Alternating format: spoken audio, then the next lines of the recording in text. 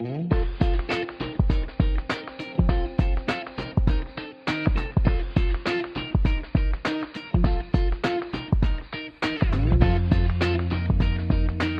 à toutes et à tous, merci pour cette invitation.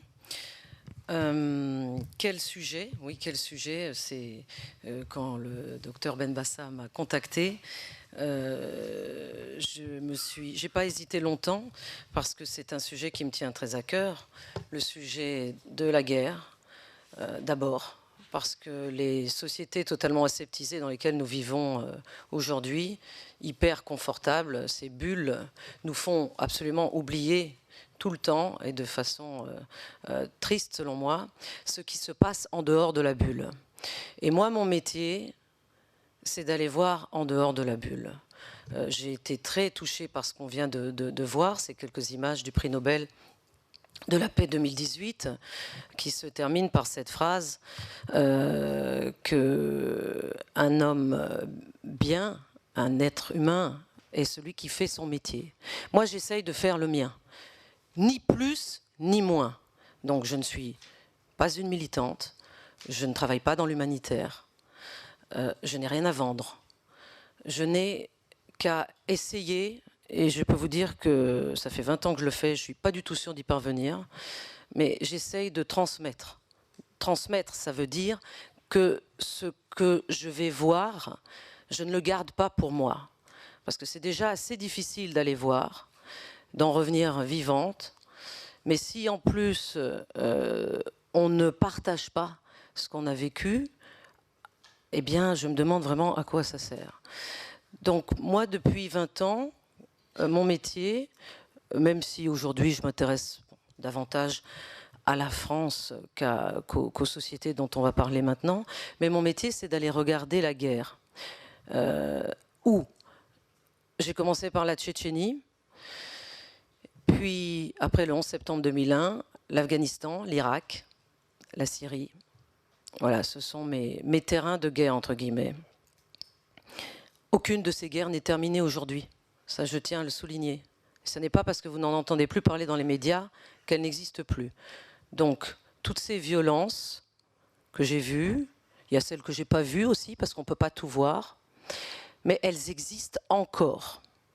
Elles ont encore lieu, et notamment, bien sûr, les violences faites aux femmes.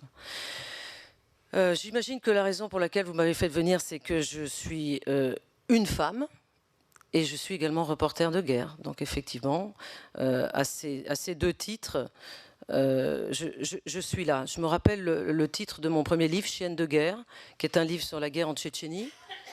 Le sous-titre qui avait été suggéré par l'éditeur, c'était « Une femme reporter en Tchétchénie ».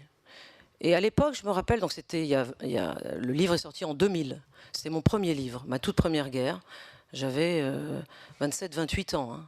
Je peux vous dire que ce que j'ai vu dans cette guerre a changé ma vision de la vie pour toujours.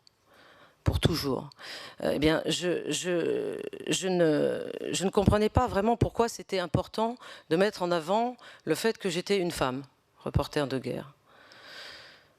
20 ans ont passé. Aujourd'hui, on est dans la société post-MeToo, qui a changé des choses. MeToo, bien sûr, mais encore si peu.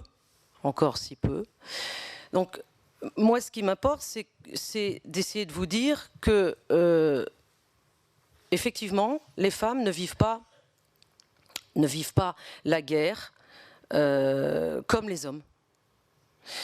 Et la femme dans la guerre n'a pas le même rôle qu'un homme. Et la femme reporter de guerre ne voit pas dans la guerre les mêmes choses qu'un homme. Alors aujourd'hui, tout se mélange. Aujourd'hui, il y a plus de femmes reporters qu'avant, c'est tant mieux. Mais il y a également moins d'attention, une attention moins longue vers ces guerres. Quand j'ai commencé à les couvrir, il n'y avait pas les médias sociaux. Donc il n'y avait pas la possibilité d'avoir des voix intérieures à la guerre, comme on a aujourd'hui, qui s'expriment.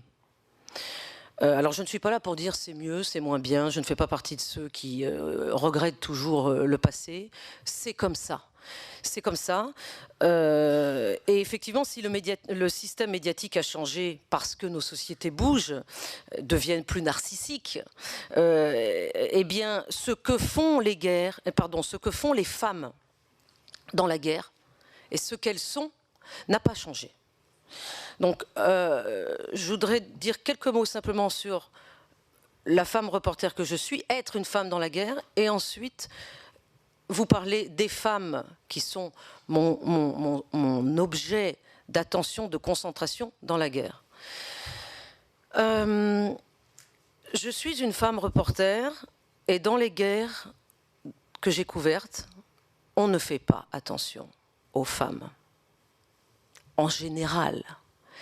Et donc, dans mon cas particulier, celui d'être une femme occidentale qui arrive dans une guerre, en Tchétchénie, en Irak, en Syrie, eh bien cela a joué en ma faveur.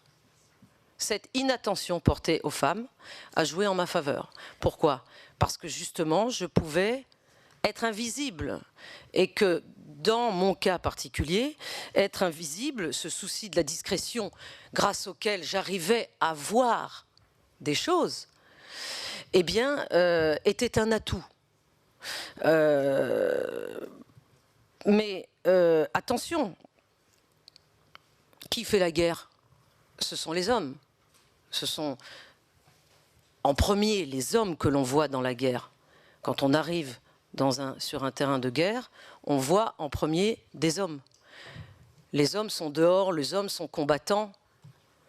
Mais ensuite, ces hommes, ils vous ramènent, enfin dans mon cas, puisque j'avais choisi d'aller regarder la guerre en immersion, c'est-à-dire sans protection de quiconque, hein. Ça m'amuse beaucoup, enfin ça m'amuse. Aujourd'hui, quand on dit qu'un journaliste qui travaille, enfin qui se meut dans la guerre avec des forces armées est un journaliste protégé. Je ne suis pas sûre.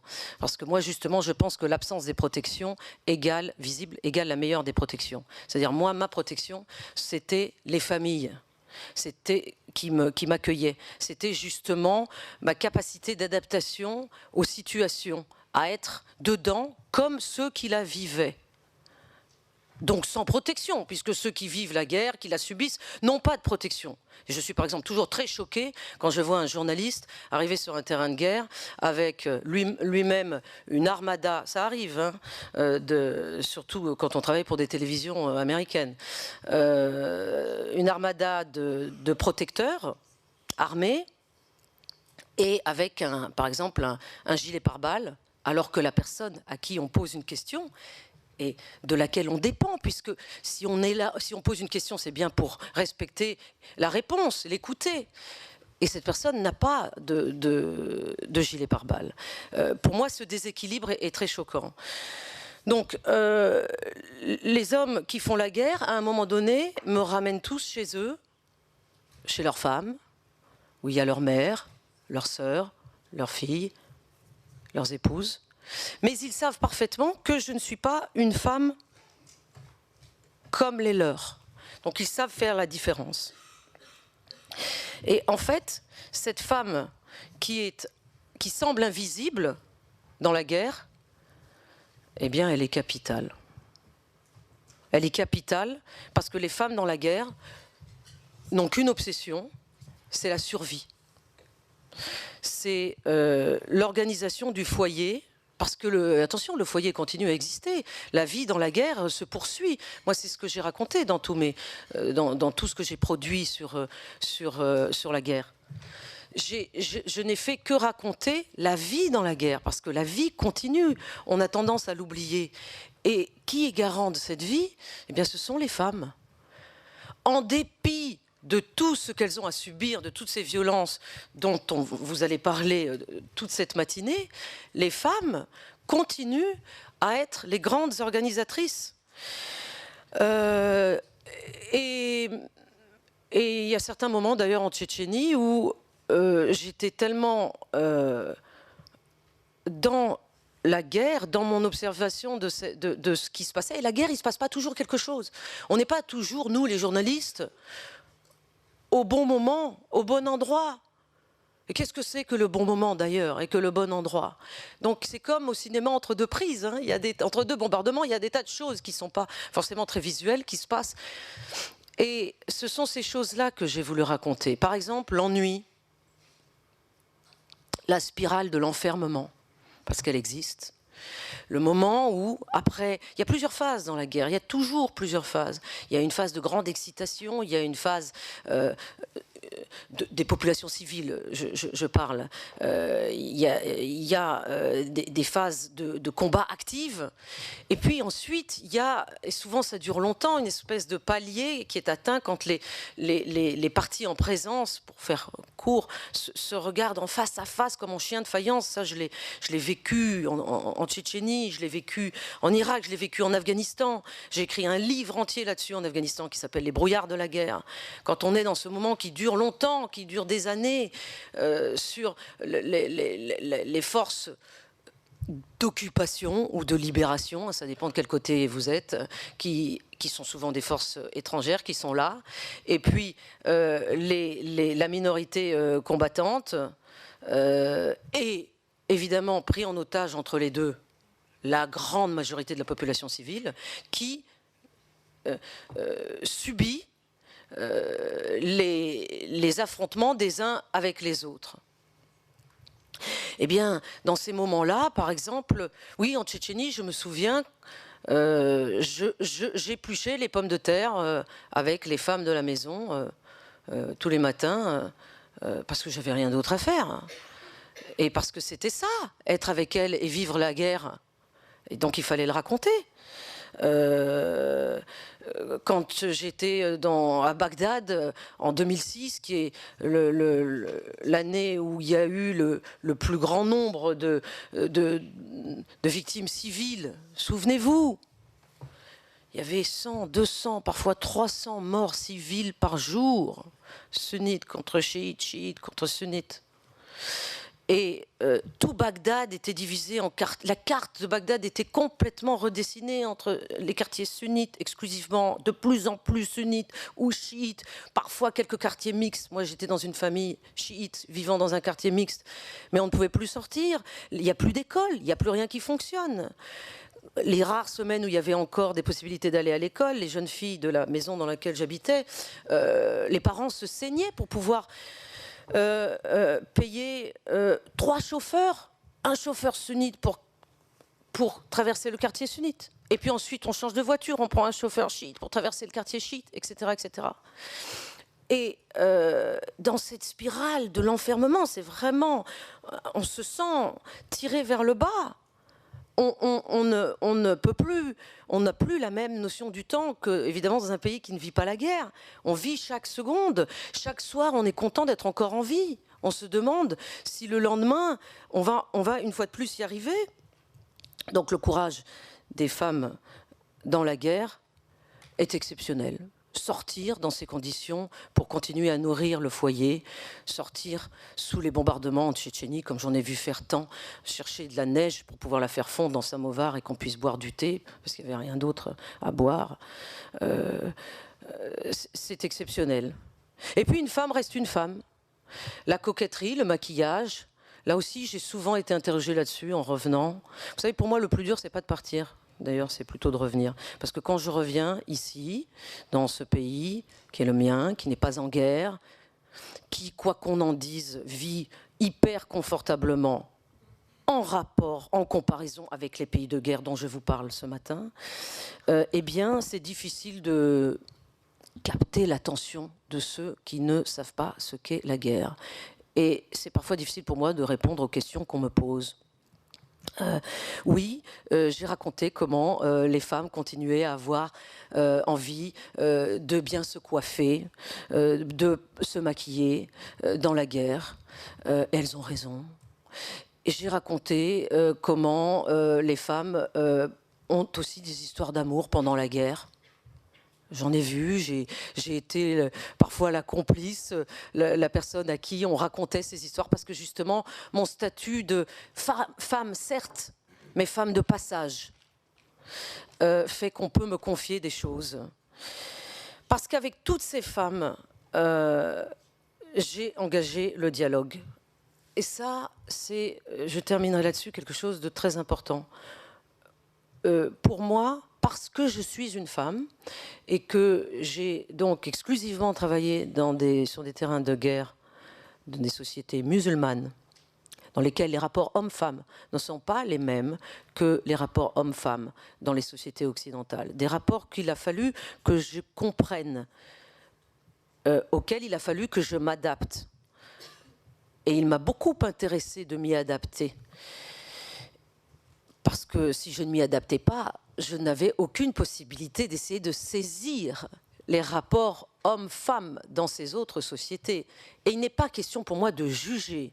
Il est question pour moi d'essayer justement de saisir la complexité de ces situations si différentes des nôtres et de nous les raconter pour qu'on puisse se rendre compte de ce qui se passe. Avant d'agir, bien sûr que je suis en faveur de tout ce que les humanitaires font et puis les politiques aussi, mais ce n'est pas le sujet du jour. Mais pour que les humanitaires et que les politiques agissent, travaillent, il faut d'abord qu'ils aient une idée de la situation et que cette idée soit la plus proche possible de la réalité et non pas l'idée qu'ils s'en font avec leurs propres stéréotypes. Ça, c'est quelque chose que je combats. Les stéréotypes, ils sont extrêmement nombreux. Les nôtres sur eux, entre guillemets, et les leurs sur nous. Parce que les stéréotypes, c'est dans les deux sens. Et justement, c'est ce qu'il m'a été permis d'observer par le dialogue avec ces femmes afghanes, irakiennes, syriennes, tchétchènes. Ces femmes qui avaient eu très peu l'occasion de parler à une femme occidentale. Et voilà que je me trouvais en face d'elles pour des nuits, des journées, des semaines entières, parfois des mois. Et j'étais tout entière dépendante d'eux pour me nourrir. Et ma survie était, mes chances de survie étaient les mêmes que les leurs. Je partageais ces moments avec eux parce que je pense qu'un reporter, c'est ça son métier. C'est qu'il ne peut raconter que ce qu'il a partagé. Moi, je ne suis pas romancière. Je suis tributaire de la réalité. Mais la réalité, il faut que j'aille la chercher. Il faut que j'aille la vivre. Et ces femmes, je dois dire que ce qui m'a le plus émue, c'est leur perplexité vis-à-vis de ma liberté. Combien de discussions j'ai eues. Donc ce n'était pas des interviews, vous voyez, dans le sens où je pose une question, elles y répondent, et puis c'est suffisant. Non, ce sont des dialogues. Elles m'ont posé autant de questions que je leur en ai posé. Et ces questions, souvent, tournaient autour de la liberté qu'elles percevaient être la mienne. Par exemple, il y a toujours une question qu'on m'a posée. Et au tout début, il y a donc presque 20 ans, je ne savais pas tellement comment répondre à cette question. La question qu'on me posait, c'était « Comment ton mari a-t-il pu t'autoriser à venir faire ce que tu fais ?» Alors d'abord, à l'époque, j'étais loin d'être mariée. Alors, je m'inventais un mari. Parfois, je me suis inventé aussi des enfants, parce qu'effectivement, à l'âge que j'avais, même il y a 20 ans, c'était déjà, au vu des standards des sociétés que j'observais, un âge tardif pour se marier. C'était presque souvent inconcevable pour les femmes, parfois illettrées, des villages où j'habitais, de comprendre que j'étais une femme seule. Et puis, au fil du temps, j'ai su quoi répondre. Et puis, la réponse a correspondu à la réalité de ma vie, à savoir, ce que je leur ai dit, et je l'ai dit des centaines de fois, que je ne demande pas l'autorisation à mon mari pour aller faire ce que je fais. Ah, grande perplexité devant mes amies femmes. Comment est-ce possible? Mais parce que mon mari me respecte. Mon mari respecte ce que je fais, mon choix. Le choix qui est le mien, qui est de ce métier, certes un peu spécial, mais qui est celui d'aller voir des pays, des terrains qui ne sont pas les miens. Et s'engager souvent de grands débats sur la liberté. Alors, il y a eu parfois des moments cocasses quand, au fin fond de l'Afghanistan, parce que je parle beaucoup de langues, mais il y a pas, je ne peux pas parler toutes les langues de tous mes interlocuteurs. Et parfois, donc je n'arrive jamais avec, évidemment, un traducteur, parce que c'est déjà compliqué d'être soi-même en immersion et de s'adapter, mais c'est encore plus compliqué quand on est plusieurs. Et souvent, mon traducteur est un homme de la famille. Souvent. Parce qu'en présence d'un homme de la famille, les femmes parlent. Mais quand on arrivait sur ces sujets de la liberté entre femmes, je sentais que le traducteur homme de la famille avait beaucoup de mal à traduire. Et là, il y avait pas mal de rires et les femmes se rendaient compte que sa traduction était très courte ou alors lui... et donc, ça nous engageait sur des terrains assez intéressants. Mais je dois dire que, au final, seule une minorité de femmes enviait ma liberté. Alors que la majorité en était plutôt effrayée. Mais pourquoi effrayée? Je ne leur jette pas la pierre du tout. C'est tout simplement qu'on a toujours peur de ce qu'on ne connaît pas. Et la majorité des femmes dans les pays en guerre que j'ai couverts ne connaissent pas cette liberté que je représente. Et comment pourraient-elles la connaître au vu de leurs histoires, de leur culture? Et en plus, et ça je le souligne, parce que c'est jamais, à mon sens, assez bien compris, je terminerai là-dessus, en présence des troupes armées étrangères. Nous pensons aller les libérer. Je ne suis pas là pour dire si nous avons tort ou raison, j'ai fait des dizaines de conférences là-dessus, le sujet n'est jamais clos. Mais il faut essayer de se mettre à la place de ceux qui subissent une occupation étrangère. Une occupation est toujours une occupation. Et la présence des troupes étrangères dans les pays que j'ai couverts a souvent été une raison de plus pour ces sociétés de rester ultra conservatrices. Parce que les troupes étrangères font peur. Bien sûr qu'elles font peur. Et donc être journaliste, être femme reporter dans la guerre, pour moi, c'est uniquement essayer de rendre compte de toutes ces différences et surtout, au final, de rester à sa place, celle de passeur. Voilà, merci beaucoup.